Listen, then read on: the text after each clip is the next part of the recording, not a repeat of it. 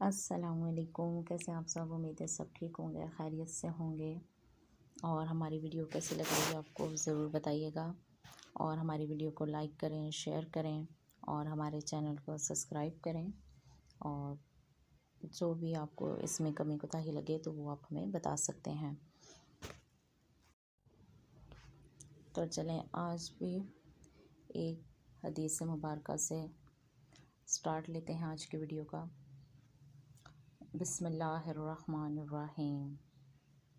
روایت ہے حضرت عبداللہ ابن عمر سے، فرماتے ہیں کہ نبی کریم صلی اللہ علیہ وآلہ وسلم نے فرمایا کہ مسلمان وہ ہے جس کی زبان و ہاتھ سے مسلمان محفوظ رہیں، اور مہاجر وہ جو ممنوع چیزوں کو چھوڑ دے۔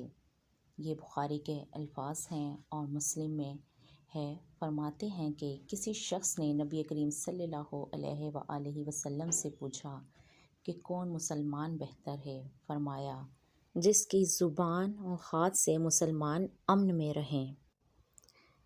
میں حدیث شریف کو جب بھی یہاں پیش کرتی ہوں تو میں اس کا حوالہ نمبر لازمی لکھتی ہوں۔ اگر کبھی غلطی سے بھول جاؤں تو اس کے لیے معذرت، آپ مجھے بتا سکتے ہیں۔ تو آج بھی ہم نے فیضان حدیث سے لی ہے، اور باب ہے ایمان کا بیان، اسی میں سے یہ میں نے حدیث لی ہے، اور میں آگے اس کا حدیث نمبر وغیرہ مینشن کر دوں گی۔